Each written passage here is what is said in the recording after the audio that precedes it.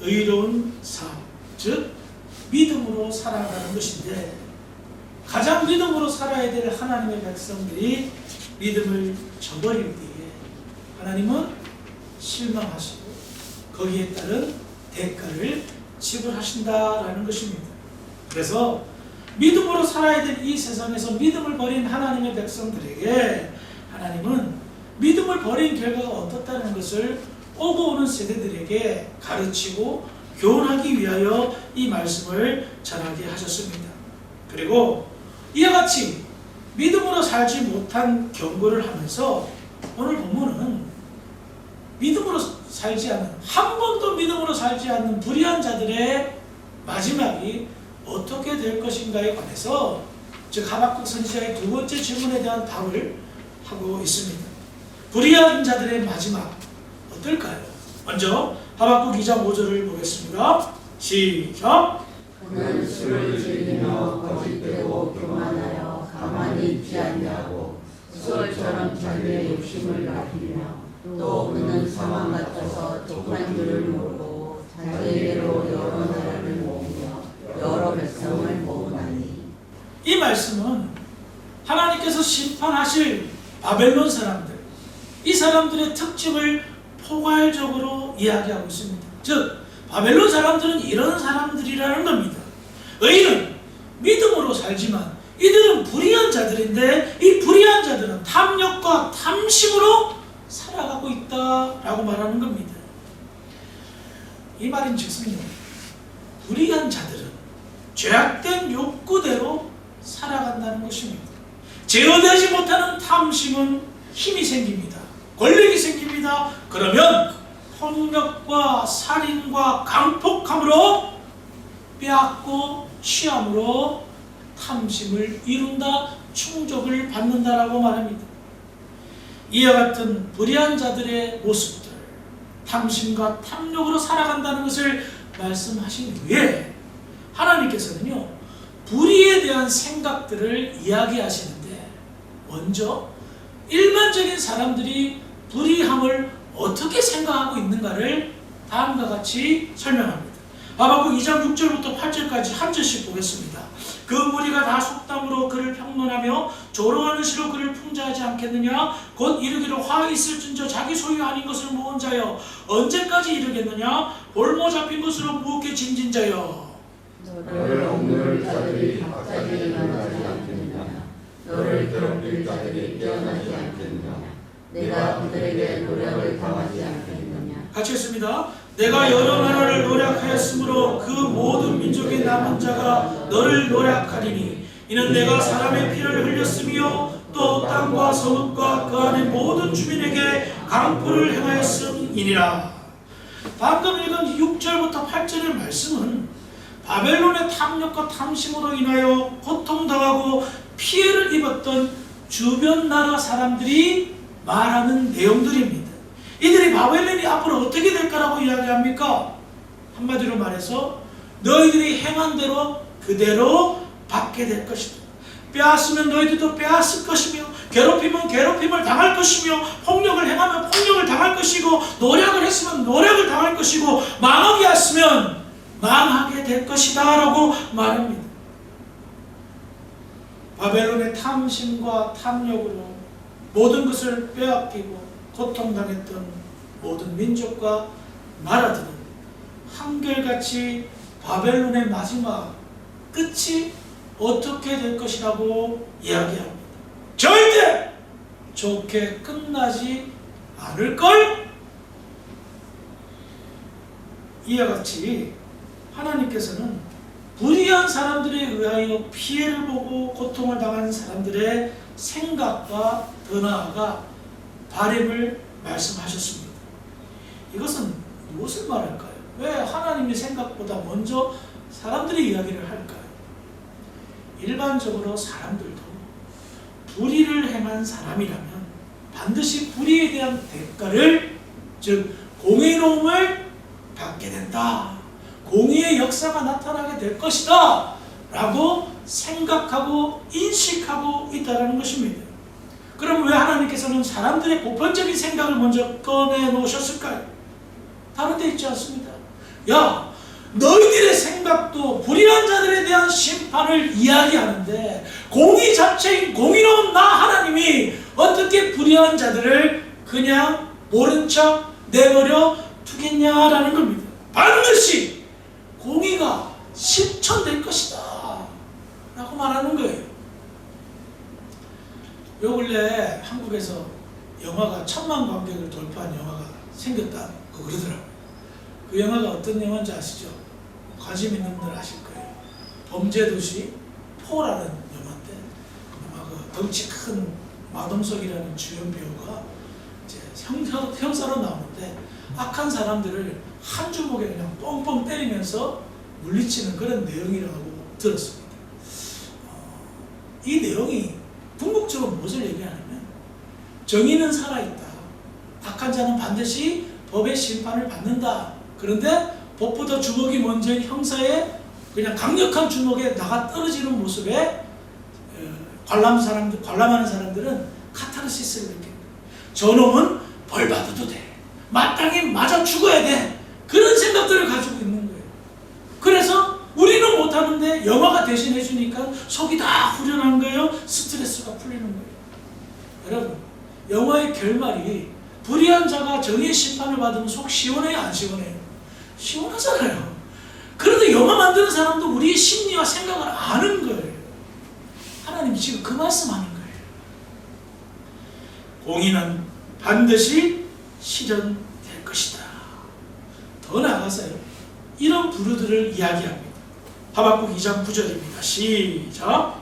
재앙을 피하기 위하여 높은 데에 기들이라며 자기를 위하여 부당한 이익을 취하는 자에게 화 있으시죠. 자, 방금 읽은 본문을 보면 재앙을 피하기 위하여 높은 곳에 성을 쌓고 담을 쌓고 지내려고 하는 사람들을 이야기합니다. 지금 이들의 심리는 어떻습니까? 재앙을 피하기 위한 불안 심리가 작용하고 있습니다. 화를 면하기 위해서 지금 불안하다는 것입니다. 그런데 이들이 불안하다는 것은 무엇을 말합니까? 내가 잘못을 저질렀어. 내가 불의를 행하였어. 그래서 불의에 대한 대가가 지불될까봐 겁나서 높은 데다 큰 담을 잡고 성을 쌓아서 자기를 보호하려고 하는 심리를 이야기하고 있어요. 이것은 무엇을 말합니까? 불의를 행하는 자조차도 불의에 대한 대가가 있을 것이라는 것을 알기에 불안하게 산다는 겁니다. 그러므로 세상의 모든 사람은 다 압니다. 심지어 불의를 저지른 사람들도 압니다. 불의의 대가가 반드시 지불될 것이라는 사실을. 그렇습니다. 하나님의 공의의 실현, 그 누구보다도 완전하게 실현될 것입니다. 오직 의인은 믿음으로 말미암아 살기 때문에 이 믿음의 결과가 불의한 심판, 믿음의 축복, 의인의 축복으로 이어져야 될 것이라는 것을 설명하고 있다는 겁니다.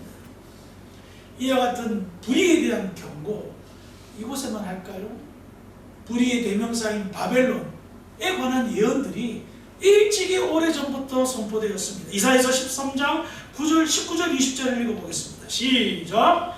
열국의 영광이여 갈대아 사람의 사랑하는 노래가 된 바벨론이 하나님께 멸망당한 소돔과 고모라 같이 되리니 그곳에 거주할 자가 없겠고 거처할 사람이 대개 없을 것이며 아라비아 사람도 거기에 장막을 치지 아니하며 목자들도 그곳에 그들의 양떼를 쉬게 아니할 것이요. 이 말씀은 하박국 선지자가 활동하기 전 약 120년 전에 활동한 이사야 선지자가 아직 발생하지도 않은 대제국 바벨론에 관한 예언을 하고 있습니다. 바벨론은 불의에 대한 심판을 받아 황무지가 될 것이라고 예언하고 있습니다. 이미 벌써 그들의 마지막은 정해져 있다라고 말하는 거예요. 하박국 선지자 동시대에 살았던 예레미야 선지자도 다음과 같이 선포합니다. 예레미야 51장 10절과 11절입니다. 시작. 여호와께서 우리 공의를 드러내셨으니 오라 시온에서 우리 하나님 여호와의 일을 선포하자. 화살을 갈며 둥근 방패를 준비하라. 여호와께서 메대 왕들의 마음을 불키리사 바벨론을 멸하기로 뜻하시나니 이는 여호와께서 보복하시는 것 곧 그의 성전을 위하여 보복하시는 것이라. 바벨론에 대한 예언이 무엇입니까? 하나님의 공의가 실천되고 있을 거라고 말합니다. 그런데 예레미야가 그 말을 선포할 때는 바벨론이 가장 강력한, 세상에서 가장 강력한 나라였습니다. 아무도 바벨론의 멸망을 생각조차 하지 못했던 그 시절이었습니다. 그런데 하나님의 공의는 어떻다? 그 나라가 멸망할 것이다. 공의로운 심판을 예언하게 하였던 겁니다. 그러므로 하나님께서는 하박국 선지자에게 그가 던졌던 질문에 대하여 답을 합니다. 야, 이 세상이 그냥 그렇게 무심하게 흘러가는 것처럼 보이냐? 아니다. 무엇보다도 확실한 것은 공의로우신 하나님이 이 세상을 통치하시기에 반드시 공의로운 결과가 나타날 것이다. 아무리 불법이 선행하고 불의가 넘쳐도 결국 하나님의 공의로움은 날카로운 칼날이 되어 그 불의함을 심판하실 것이다 라고 말하는 겁니다. 그래서요, 지혜로운 사람들, 하나님의 말씀을 가슴으로 품는 사람들은 다음과 같이 행동합니다. 시편 106편 3절입니다. 시작. 정의를 지키는 자들과 항상 공의를 행하는 자는 복이 있도다. 시편의 저자는 정의를 지키는 자, 하나님의 말씀을 지키는 것 쉽지 않습니다. 왜? 불의한 세상이기 때문에. 정의롭고 공의롭게 산다는 건 어렵습니다. 그런데 그는 선포합니다. 복이 있도다.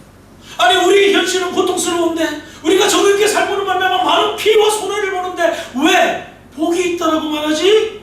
신명기 16장 20절입니다. 시작.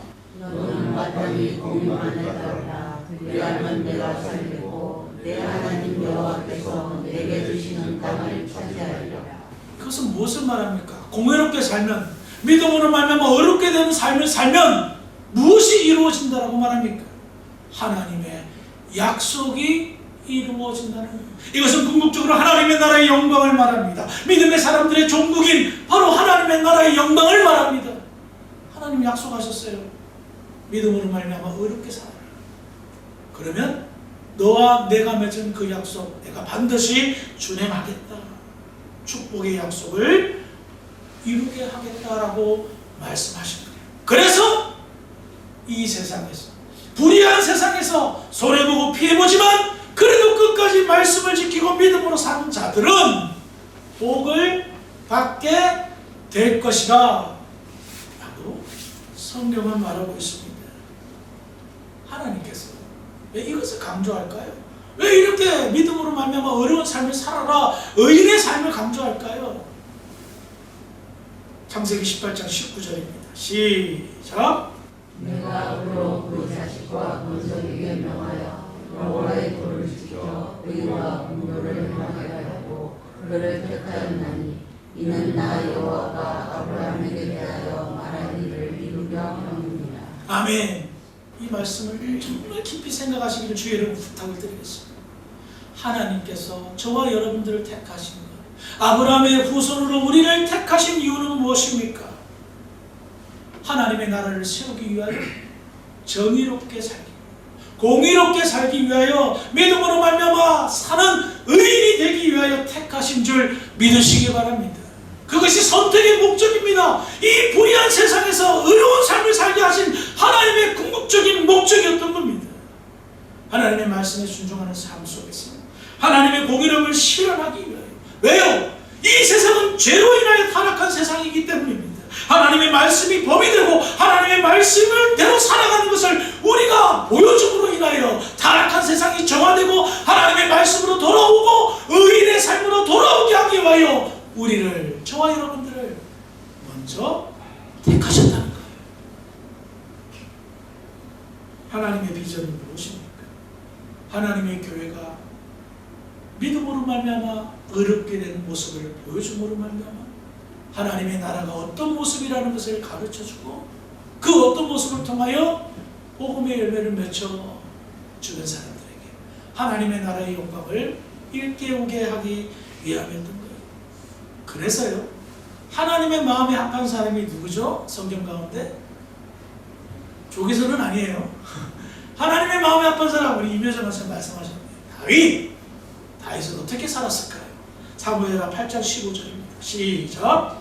다윗이 온 이스라엘을 다스려 다윗이 모든 백성에게 정의와 공의를 가르쳤으니. 그래요. 이스라엘 역사상 가장 화려하고 축복의 시대였던 다윗의 시대, 다윗은 어떻게 정치를 했습니까? 어떻게 왕권으로 나라를 다스렸습니까? 정의와 공의가 실현되기 위해. 그래요. 다윗은 완전한 사람은 아니었습니다. 실패도 많이 했고 실수도 많이 했습니다. 그러나 그는 하나님의 마음을 읽을 줄 아는 사람이었습니다. 하나님, 이 나라를 어떻게 다스릴까요? 하나님의 말씀으로 정의와 공의가 실현되는 나라를 세우라. 그 마음을 읽었던 거예요. 그러자 하나님이 약속한 대로 어떻게 해요? 복이 그의 나라와 그에게 임하였던 것입니다. 다윗은 하나님의 말씀에 근거한 공의와 정의를 행하는 나라를 세웠던 거예요. 그래서 결과가 이스라엘 역사상 가장 축복의 시대, 태평성대를 이룰 수 있게 되었던 겁니다. 말씀을 정리하겠습니다. 하박국이 살았던 남유다 말기는 어떤 시대였습니까? 불법이 넘치고 불의가 지배하던 시대였습니다. 그러므로 불법을 행하고 불의로 살아가는 것이 자연스러운 세상이 되었습니다. 오히려 하나님의 말씀을 지키고 믿음으로 사는 것은 세상으로부터 멸시와 천대와 조롱을 받기 일쑤였던 시대였습니다. 불의한 자들이 의인을 둘러쌌다라고 표현하고 있지 않습니까? 그래서 믿음으로 산다, 의롭게 산다, 모자란 사람이다, 바보 같은 사람이다 하고 손가락질했던 시대였던 겁니다. 지금 우리가 사는 이 세상, 이 사회 어떨까요? 아무리 생각해봐도 그때 그 시절이나 지금이나 그렇게 차이가 나지 않는 것처럼 보입니다. 믿음으로 사는 것이 얼마나 우리를 힘들게 하고 피곤하게 하고 어렵게 하는가를 우리는 살면서 많이 경험하곤 합니다. 이와 같은 상황 속에서 우리 하나님께서는 아무것도 안 하고 그냥 팔짱만 끼면서 우리 고통당하는 것만 구경하는 그런 분처럼 보입니다. 하지만 성경은 이미 오래전부터 몇천 년 전부터 수없이 반복하고 가르치고 있습니다. 하나님께서는 이 세상을 공의로 다스리고 있다. 그리고 믿음으로 살라, 의인으로 살라고 주문하고 있습니다. 믿음으로 산다면요, 모두가 시대에 빠지고 절망스러울 때 희망을 이야기할 수 있습니다. 모두가 회의감에 빠져들 때에 비전을 선포하며 소망을 표현하며 살 수가 있습니다. 왜 우리가 어깨가 축 처지고 어떤 꿈도 없고 비전도 없고 소망이 없게 됩니까? 결과적으로 그 삶의 과정을 보면 나는 의인으로 살지 않기 때문에 세상과 적당히 손잡고 양다리 걸치며 사니까 내 삶에 믿음으로 말미암아 살게 되는 의인의 어떠한 영적인 풍성함이 전혀 나타나지 않는 거예요. 그러니 의기소침해져. 내가 그리스도로 사는 것이 무엇을 의미하는가?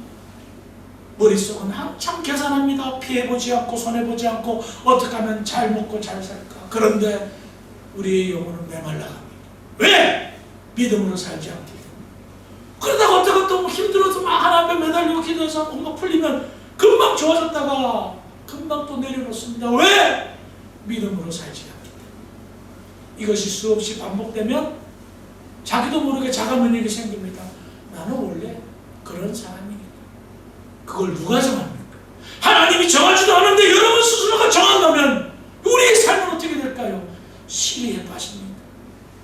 좌절합니다. 포기합니다. 그래서 그리스도의 선한 영향력을 끼칠 수가 없고 그냥 무늬만 교회 다니는 사람으로 전락할 수가 있다는 겁니다. 저는 심각한 위기감을 가지고 있습니다. 우리 믿는 사람들이 의인은 믿음으로 말미암아 살리라는 것을 보여줘야 우리 주변에 수많은 좌절하고 낙심하는 사람들에게 희망을 제시할 것 아닙니까? 천국을 제시할 것 아닙니까? 하나님의 나라의 축복이 무엇인가를 보여줄 것 아닙니까? 그런데 우리의 이야기와 우리의 삶의 모습은 전부 세상의 불의한 것들만 이야기한다면 도대체 어디에서 희망을 발견할 수가 있겠습니까? 사랑하는 성도 여러분, 하나님의 공의는 반드시 실천됩니다. 지금까지 그래 오셨습니다. 그러기에 불의함에 현혹되지 말기를 주의 이름으로 부탁을 드리겠습니다. 더 나아가 예수 믿는 저와 여러분들이 시리에 빠져있는 그런 사람들, 불의함으로 인하여 고통당하고 힘듦을 겪고 있는 사람들에게 조그마한 위로가 되어야 되지 않겠습니까?